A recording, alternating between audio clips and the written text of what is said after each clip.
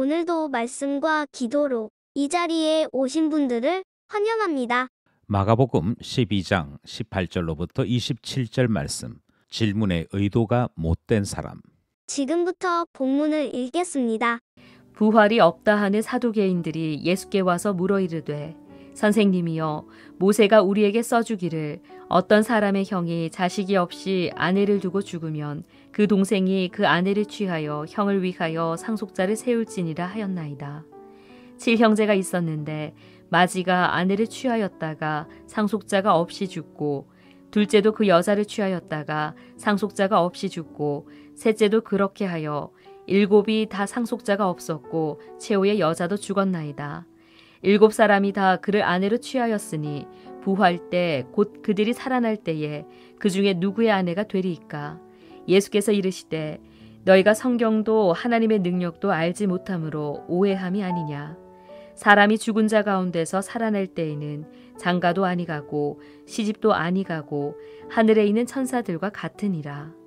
죽은 자가 살아난다는 것을 말할진대 너희가 모세의 책 중 가시나무 떨기에 관한 글에 하나님께서 모세에게 이르시되 나는 아브라함의 하나님이요 이삭의 하나님이요 야곱의 하나님이로라 하신 말씀을 읽어보지 못하였느냐. 하나님은 죽은 자의 하나님이 아니요 산 자의 하나님이시라. 너희가 크게 오해하였도다 하시니라. 본문 해석입니다. 계속해서 예수님이 겪으신 논쟁 사건을 이어가고 있습니다. 예수님께서 예루살렘에 도착하신 이후로 여러 사람들과 더불어 논쟁하신 이야기가 오늘 본문에도 소개되고 있지요. 본문을 살펴보겠습니다.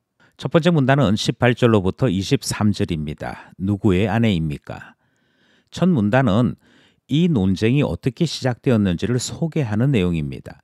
18절 말씀이 부활이 없다 하는 사두개인들이 예수께로 와서 물어 이르되 라는 말씀으로 시작하지요.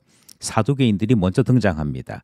그리고 이들이 예수님께 시비를 걸었다 하는 내용으로 본문이 출발을 합니다. 사두개인이라 하는 이 이름은 제사장 사독의 후예라는 뜻을 가지고 있습니다.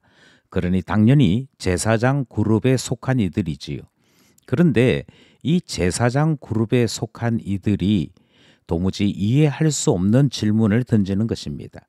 예수님 당시 사두개인들은 신앙인이기보다는 철학을 하는 이들이나 권력자 곁에 붙어 있는 공무원에 가까웠습니다. 하나님보다는 로마 제국에 더 가깝게 살아가는 이들이었지요. 이들은 헤롯 땅만큼이나 헬라화를 추진하는 사람들이었고 철학에 빠져 있다 보니 부활이나 영적인 세계에 대해서는 거부감을 가진 이들이었습니다. 이들은 한 가지 예를 들어서 예수님께 부활에 대한 공격을 가했던 것이지요. 그들이 말하는 예는 이런 것이었습니다. 7형제가 있었습니다. 그런데 이 당시 문화인 계대 결혼에 따라 다 결혼을 했으나 모두 자식 없이 죽고 말았습니다. 그랬을 때 부활이 있다면 그때 누구의 아내가 되는 것입니까? 라는 질문이었습니다. 세상이 말하는 논리의 기초에서 성경을 따지고 보면 하나님에 대해서 말하다 보면 모순처럼 보입니다. 반면에 하나님을 만나서 하나님 살아계심을 확신하는 이들은 세상을 바라볼 때 세상은 참으로 어처구니 없는 곳인 것을 알게 되지요. 그러니 어디에서 출발하고 어떤 기준으로 무엇을 보느냐의 차이가 이처럼 엄청난 것을 우리는 깨닫게 됩니다. 또 우리는 첫 번째 문단에서 성전에서 봉사하는 이들이지만 신앙이 없는 이 사람들의 모습을 보면서 신앙 없이도 귀한 직분을 가질 수 있구나 하는 생각을 깨닫게 되는 것이지요. 그만큼 우리는 슬픈 현실을 만날 때가 있습니다. 그리고 그들은 예수님께 시비하고 질문하게 되는 것도 확인하게 되는 것이지요. 사두개인들의 질문이 있는 첫 번째 문단이었습니다. 둘째 문단은 24절로부터 27절입니다. 부활은 있다. 예수님의 대답이 기록되어 있는 것이 둘째 문단인데요. 예수님은 두 가지 정도로 대답하십니다. 첫 번째 대답은 너희들이 무지해서 그렇게 생각하는 것이다 하는 대답을 하십니다. 부활의 때 우리의 모습을 지금과 같다라고 생각해서 그렇게 오해했기 때문에 이런 질문이 나왔다 하는 것이 예수님의 대답이지요. 다음으로 예수님은 하나님에 대해서도 너희가 모르고 있다라고 이야기하시면서 하나님 살아계신 분이라는 사실을 명확하게 전달합니다. 26절, 27절 말씀이 예수님의 둘째 대답이지요. 죽은 자가 살아난다는 것을 말할진대 너희가 모세의 책 중에 가시나무 떨기에 관한 글에 하나님께서 모세에게 이르시되 나는 아브라함의 하나님이요 이삭의 하나님이요 야곱의 하나님이로라 하신 말씀을 읽어보지 못하였느냐. 하나님은 죽은 자의 하나님이 아니요 산 자의 하나님이시라. 너희가 크게 오해하였도다 하시니라. 결국 사두개인들은 두 번씩이나 오해했던 것이고 예수님은 두 번에 걸쳐 대답을 하는 것이지요. 하나님 살아계십니다.